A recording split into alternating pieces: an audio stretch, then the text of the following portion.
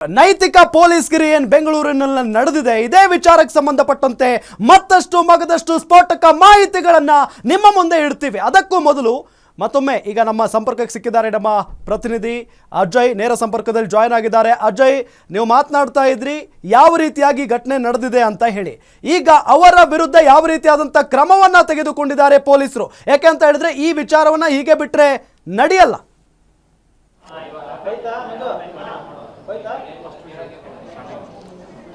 S ಗಮನಿಸ್ತಾ ಇದ್ದೀವಿ, ಬೆಂಗಳೂರಿನ ಚಂದ್ರ ಲೇಔಟ್ ವ್ಯಾಪ್ತಿಯಲ್ಲಿ ನಡೆದಿರುವಂಥ ಘನಘೋರ ಘಟನೆ ಇದು. ಯಾಕೆ ಅಂತ ಹೇಳಿದ್ರೆ ಬೆಂಗಳೂರಿನಂಥ ಮಹಾನಗರದಲ್ಲೇ ಇಂಥ ಒಂದು ಘಟನೆ ನಡೆಯುತ್ತೆ ಅಂತ ಅಂದರೆ ಏನರ್ಥ? ಕಾನೂನಿಗೆ ಅಥವಾ ಪೊಲೀಸರಿಗೆ ಭಯನೇ ಇಲ್ವಾ? ಪೊಲೀಸರು ಅಂತ ಅಂದರೆ ಭಯನೇ ಇಲ್ವಾ ಇವರಿಗೆ? ನೈತಿಕ ಪೊಲೀಸ್ಗಿರಿ ಮಾಡ್ತಾರೆ. ಇವ್ರು ಯಾರು ಹೋಗಿ ಕೇಳೋದಕ್ಕೆ? ಅಲ್ಲ, ಅವರೇನೋ ಮಾತಾಡ್ಕೊಂಡು ಕೂತಿದ್ದಾರೆ. ಯಾವ ಕೋಮಿನವರಾದ್ರೇನು ಸ್ನೇಹಿತರು ಅಂತ ಇರಬಾರ್ದ ಯಾರಿಗೂ ಕೂಡ? ಹೋಗಿ ಇವರು ಕಪಾಳ ಮೋಕ್ಷ ಮಾಡ್ತಾರೆ, ಮನ ಬಂದಂತೆ ಹಲ್ಲೆ ಮಾಡ್ತಾರೆ, ಬಾಯಿಗೆ ಬಂದಂತೆ ಬೈತಾರೆ. ಏನರ್ಥ? ಯಾರು ಇವರೆಲ್ಲ ಪ್ರಶ್ನೆ ಮಾಡೋದಕ್ಕೆ ಅವರನ್ನ? ಇವ್ರಿಗ್ಯಾರು ಆ ಹಕ್ಕನ್ನು ಕೊಟ್ಟಿರೋದು? ಇಂಥವರನ್ನ ಸುಮ್ಮನೆ ಬಿಡಬಾರ್ದು. ಯಾಕೆ ಅಂತ ಅಂದರೆ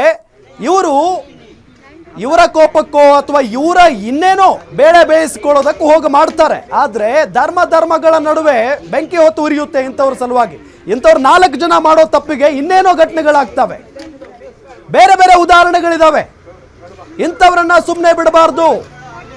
ಯಾಕಾಗಿ ಹೋದ್ರಿ ಇವರು? ಯಾವ ಕಾರಣಕ್ಕಾಗಿ ಆ ಯುವತಿಯ ಮೇಲೆ ಹಲ್ಲೆಯನ್ನ ಮಾಡ್ತಾರೆ, ಆ ಯುವಕನ ಮೇಲೆ ಹಲ್ಲೆಯನ್ನ ಮಾಡ್ತಾರೆ? ಇವ್ರಿಗೆ ಯಾರ ರೈಟ್ಸ್ ಕೊಟ್ಟಿದ್ದು? ಕಾಲೇಜು, ಸ್ಕೂಲು, ಇಲ್ಲೆಲ್ಲ ಸ್ನೇಹಿತರು ಇದ್ದೇ ಇರ್ತಾರೆ. ಅದರಲ್ಲಿ ತಪ್ಪೇನಿದೆ? ಇವರೇನೋ ತಿಳ್ಕೊಂಡು ಅವ್ರ ಮೇಲೆ ಹಲ್ಲೆ ಮಾಡ್ತಾರೆ ಅಂತ ಅಂದ್ರೆ ಅವ್ರನ್ನ ಪ್ರಶ್ನೆ ಮಾಡೋ ಹಕ್ಕು ನಿಮಗೆಲ್ಲಿದೆ? ಇವ್ರು ಯಾರು ಆ ಪ್ರಶ್ನೆ ಮಾಡೋದಕ್ಕೆ?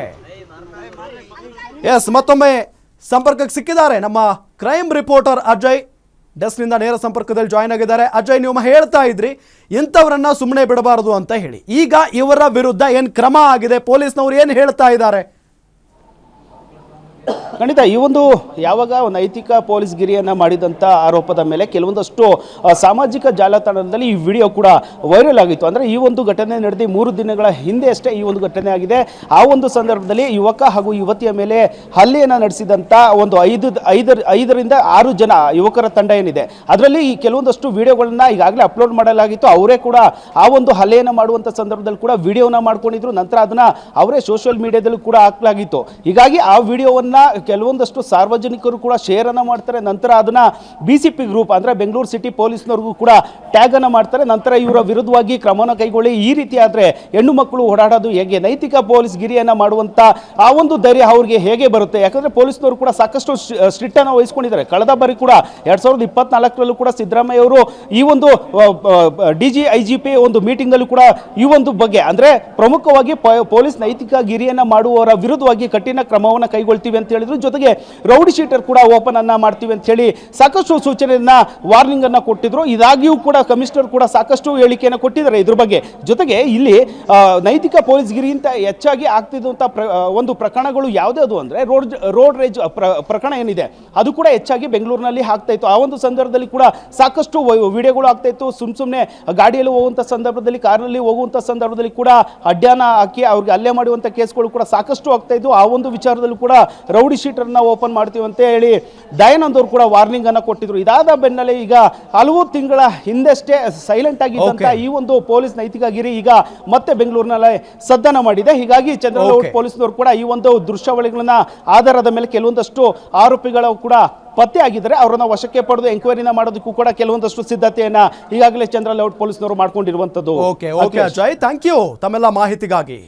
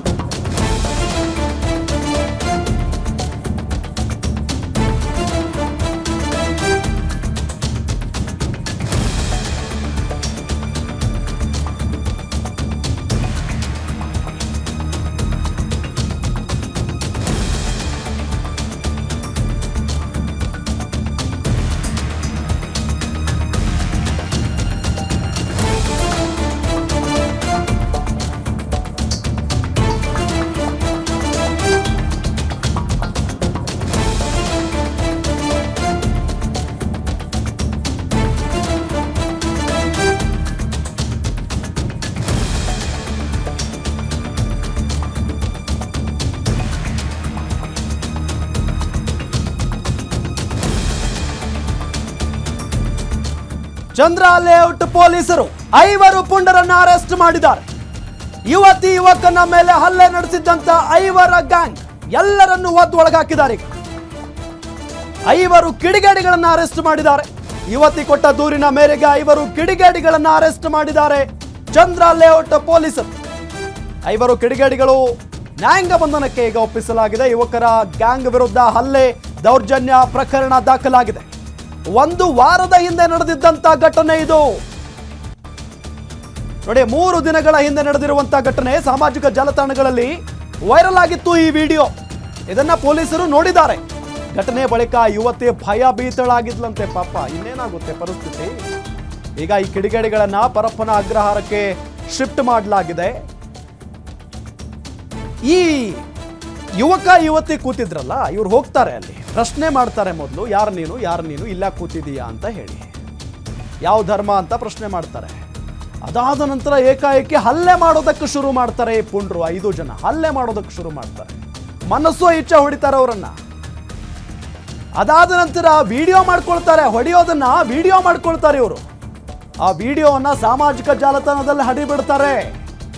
उठाना करो भाई भाई खड़ा करीम बैग फोन कर बुला रहे उनको हमारे भाई खड़ा करीम बैग फोन कर बुला रहे उनको करीम बैग क्या मुसल ಮಾತಾಡು ಲೇಟ್ ಆಗಿದೆ ಭಾई ಅಪ್ಪ ಮಾಡೋದು ಎಲ್ಲ ಮುತ್ತು ಅಂತ ಕರಿ ಮಚ್ಚಾ ಮಸ್ಜಿದ್ ಅಂಗನೆ ದಲ್ಲೇ ಜಿಂಗೆ ಇಂಕೋ ಏ ಮಸ್ಜಿದ್ ಮಸ್ಜಿದ್ ಏ ಚುಪ್ हमारे मस्जिद ए चुप हमारे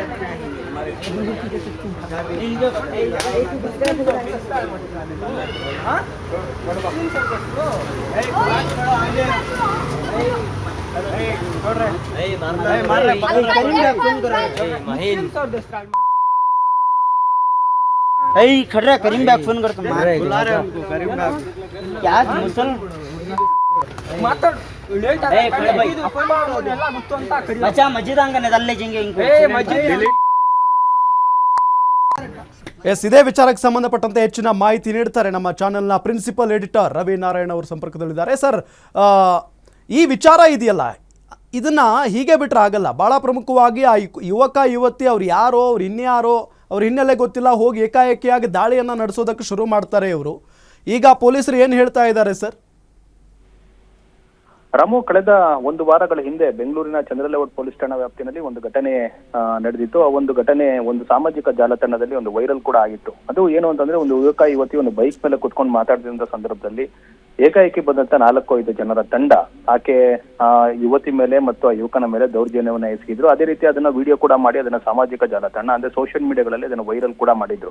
ಆನಂತರ ಈ ಒಂದು ವಿಡಿಯೋ ವೈರಲ್ ಆದ ನಂತರ ಎಲ್ಲಿ ನಡೆದಿದ್ದು ಅನ್ನೋದ್ರ ಬಗ್ಗೆ ಪೊಲೀಸರು ಸಾಕಷ್ಟು ಹುಡುಕಾಟವನ್ನ ನಡೆಸಿದ್ರು. ಆನಂತರ ಇದು ಚಂದ್ರಲೇಔಟ್ ಪೊಲೀಸ್ ಠಾಣಾ ವ್ಯಾಪ್ತಿಯಲ್ಲಿ ನಡೆದಿದೆ ಅನ್ನುವಂತ ಮಾಹಿತಿ ಆಧಾರದ ಮೇಲೆ ಪೊಲೀಸರು ಒಂದು ಮಾಹಿತಿಯನ್ನ ಕಲೆ ಹಾಕಿದ್ರು. ಆನಂತರ ಯುವತಿಯನ್ನ ಪತ್ತೆ ಹಚ್ತಾರೆ. ಯುವತಿಯನ್ನ ಪತ್ತೆ ಹಚ್ಚಿದ ನಂತರ ಆಕೆಯಿಂದ ಒಂದು ಕಂಪ್ಲೇಂಟ್ ಅನ್ನ ಪಡ್ಕೊಂಡು ಈಗ ಒಂದು ಲೈಂಗಿಕ ದೌರ್ಜನ್ಯ ಮತ್ತು ಹಲ್ಲೆ ಪ್ರಕರಣದಲ್ಲಿ ಈಗ ಪೊಲೀಸರು ಈಗ 5ರನ್ನ ವಶಕ್ಕೆ ಪಡೆದು ಈಗ ನ್ಯಾಯಾಲಯಕ್ಕೆ ಹಾಜರುಪಡಿಸಿ ನ್ಯಾಯಾಂಗ ಬಂಧನಕ್ಕೆ ಕೂಡ ಕೊಟ್ಟಿದ್ದಾರೆ. ಇದೊಂದು ಅಗಲೇ ನಡೆದಂತ ಒಂದು ದೌರ್ಜನ್ಯ. ಹಾಗಾಗಿ ಈ ಒಂದು ಪ್ರಕರಣಕ್ಕೆ ಸಂಬಂಧಪಟ್ಟಾಗೆ ಪೊಲೀಸರು ಇದನ್ನ ಗಂಭೀರವಾಗಿ ಪರಿಗಣಿಸಿ 5ರನ್ನ ಆರೋಪಿಗಳನ್ನು ಕೂಡ, ಅಂದ್ರೆ ಅವತ್ತು ಯಾರು ಗಲಾಟೆ ಮಾಡಿದ್ರು ಯುವಕ ಮತ್ತು ಯುವತಿಯರ ಮೇಲೆ, ಅವರೆಲ್ಲರೂ ಕೂಡ ಈಗ ಬಂಧಿಸಿ ಈಗಾಗಲೇ ಅವರನ್ನ ಕೋರ್ಟ್ಗೆ ಹಾಜರುಪಡಿಸಿ ನ್ಯಾಯಾಂಗ ಬಂಧನಕ್ಕೂ ಕೂಡ ನೀಡಿದ್ದಾರೆ. ರಾಮು ಸರ್, ಈ ವಿಡಿಯೋ ನೋಡ್ತಾ ಇದ್ವಿ ನಾವೀಗ. ಬರ್ತಾರೆ ಅವರಿಬ್ರು ಕೂತಾಗ ಬಾಯಿಗೆ ಬಂದಂಗೆ ಬೈಯೋದಕ್ಕೆ ಶುರು ಮಾಡ್ತಾರೆ. ಅದಾದ ನಂತರ ಅವ್ರ ಕೈಯಲ್ಲಿ ಬ್ಯಾಟ್ ಇದೆ ಸರ್, ಬ್ಯಾಟಿಂದ ಹೊಡೆಯೋದಕ್ಕೆ ಶುರು ಮಾಡ್ತಾರೆ. ಅಂದರೆ ಇವರು ಸಾಮಾನ್ಯ ಯುವಕರಲ್ಲ, ಇವರು ಉದ್ದೇಶಪೂರ್ವಕವಾಗಿಯೇ ಬಂದಂಗೆ ಕಾಣಿಸ್ತಾ ಇದೆ. ರೌಡಿಗಳ ಸರ್ ಇವರು? ರಾಮ್, ಈಗಾಗಲೇ ಈ ಒಂದು ಘಟನೆ ಸಂಬಂಧ ಪೊಲೀಸರು ಈಗಾಗಲೇ ಸಾಕಷ್ಟು ಮಾಹಿತಿನ ಕಲೆ ಹಾಕಿದ್ರೆ. ಇವರು ಅಲ್ಲಿಯ ಸ್ಥಳೀಯ ಯುವಕರು ಈ ಒಂದು ಯುವತಿ ಕುತ್ಕೊಂಡಿದ್ದಂತ ಒಂದು ಸ್ಥಿತಿಯನ್ನ ನೋಡಿ ಆಕೆಯನ್ನ ಹೋಗಿ ಇವರು ಏಕಾಏಕಿ ಪ್ರಶ್ನೆಯನ್ನ ಮಾಡ್ತಾರೆ. ಆದ್ರೆ ಇವ್ರು ಯಾವುದೇ ಒಂದು ರೌಡಿ ಚಟುವಟಿಕೆಯಲ್ಲಿ ಆಗಿದ್ದವರಲ್ಲ. ಆದ್ರೆ ಚಂದ್ರಲೇಔಟ್ ಪೊಲೀಸ್ ಠಾಣಾ ವ್ಯಾಪ್ತಿಯಲ್ಲೇ ಇರುವಂತ ಒಂದು ನಿವಾಸಿಗಳು. ಹಾಗಾಗಿ ಯುವತಿಯನ್ನ ಅಡ್ಡಗಟ್ಟಿ ಇವರು ಏಕಾಏಕಿ ಪ್ರಶ್ನೆಯನ್ನ ಮಾಡ್ತಾರೆ. ಆನಂತರ ಆ ಯುವಕ ಅದನ್ನ ಪ್ರತಿರೋಧ ತೋರಿದಾಗ ಆತನ ಮೇಲೆ ಹಲ್ಲೆ ಕೂಡ ಮಾಡ್ತಾರೆ. ಈ ಒಂದು ಸಂದರ್ಭದಲ್ಲಿ ಇವರು ಅಲ್ಲೇ ಸ್ಥಳೀಯರು ಅಂತೇಳಿ ಈಗ ಪೊಲೀಸರು ಮಾಹಿತಿಯನ್ನ ಕಲೆ ಹಾಕಿ ಈಗಾಗಲೇ ಅವರನ್ನ ವಶಕ್ಕೆ ಕೂಡ ಪಡ್ಕೊಂಡಿದ್ದಾರೆ. ಮತ್ತೆ ಈಗ ಯುವತಿಯಿಂದ ಹೆಚ್ಚಿನ ಒಂದು ಮಾಹಿತಿಯನ್ನ ಕೂಡ ಕಲೆ ಹಾಕ್ತಾ ಇದ್ದಾರೆ. ಜೊತೆಯಲ್ಲಿ ಆ ದೃಶ್ಯವನ್ನ ಗಮನಿಸ್ತಾ ಇದ್ರೆ ಎಲ್ಲರೂ ಕೂಡ ಯುವಕರಿದ್ದಾರೆ. ಹಾಗಾಗಿ ಅವರ ಹಿನ್ನೆಲೆ ಏನಿದೆ, ಜೊತೆಯಲ್ಲಿ ಶಿಕ್ಷೆ ಆದರೆ ಎಷ್ಟು ವರ್ಷ ಆಗುತ್ತೆ, ಯಾವ ರೀತಿಯಾದಂಥ ಕ್ರಮಗಳಾಗುತ್ತೆ ಅಂತ? ರಾಮ್, ಈಗಾಗಲೇ ಈ ಪೊಲೀಸರು ಯುವತಿ ಕೊಟ್ಟಂತ ದೂರಿನ ಆಧಾರದ ಮೇಲೆ ಲೈಂಗಿಕ ದೌರ್ಜನ್ಯ ಮತ್ತು ಹಲ್ಲೆ ಪ್ರಕರಣದಡಿ ಒಂದು ಪ್ರಕರಣವನ್ನು ಕೂಡ ದಾಖಲು ಮಾಡ್ಕೊಂಡಿದ್ದಾರೆ. ಈಗಾಗಲೇ ಯುವತಿಯಿಂದ ಹೇಳಿಕೆಯನ್ನ ಪಡ್ಕೊಂತಾರೆ, ಜೊತೆಗೆ ಆ ಯುವಕನ್ನ ಕೂಡ ಇದರಲ್ಲಿ ಸಾಕ್ಷಿಯನ್ನಾಗಿ ಪರಿಗಣಿಸ್ತಾರೆ. ಆನಂತರ ಅಲ್ಲಿ ಸುತ್ತಮುತ್ತ ಇದ್ದಂತ ಬೇರೆ ವ್ಯಕ್ತಿಗಳನ್ನು ಕೂಡ ಸಾಕ್ಷಿಗಳನ್ನಾಗಿ ಪರಿಗಣಿಸಿ ಆನಂತರ ಅವರ ವಿರುದ್ಧ ಚಾರ್ಜ್ ಶೀಟ್ ಅನ್ನ ಕೂಡ ಸಲ್ಲಿಕೆ ಮಾಡ್ತಾರೆ. ಆನಂತರ ನ್ಯಾಯಾಲಯದಲ್ಲಿ ಒಂದು ಟ್ರಯಲ್ ಕೂಡ ನಡೆಯುತ್ತೆ. ಸುಮಾರು ಈ ಒಂದು ಪ್ರಕರಣ ಸಾಬೀತಾದ್ರೆ ಖಂಡಿತವಾಗ್ಲೂ 3 ರಿಂದ 4 ವರ್ಷಗಳ ಕಾಲ ಶಿಕ್ಷೆ ಆಗುವಂತ ಸೆಕ್ಷನ್ಗಳು ದಾಖಲಾಗಿರೋದ್ರಿಂದ ಪೊಲೀಸರು ಇಂಥ ಒಂದು ಘಟನೆ ಬೆಂಗಳೂರಿನಲ್ಲಿ ಆಡಾಗಲೇ ನಡೀಬಾರ್ದು ಅಂತ ಹೇಳಿ ಈಗಾಗಲೇ ಸಾಕಷ್ಟು ಎಚ್ಚರಿಕೆಯನ್ನು ವಹಿಸಿದ್ದಾರೆ. ಜೊತೆಗೆ ಇಂಥ ಒಂದು ಪ್ರಕರಣಗಳು ಏನಾದ್ರು ನಡೆದ್ರೆ ಖಂಡಿತವಾಗ್ಲೂ ಸ್ಥಳೀಯ ಪೊಲೀಸ್ ಠಾಣೆಗೆ ಒಂದು ದೂರನ್ನ ಕೂಡ ದಾಖಲು ಮಾಡಬೇಕು ಅಂತ ಹೇಳಿ ಮನವಿಯನ್ನ ಕೂಡ ಮಾಡ್ತಾ ಇದ್ದಾರೆ. Ram, yes thank you sir ತಮ್ಮೆಲ್ಲ ಮಾಹಿತಿಗಾಗಿ.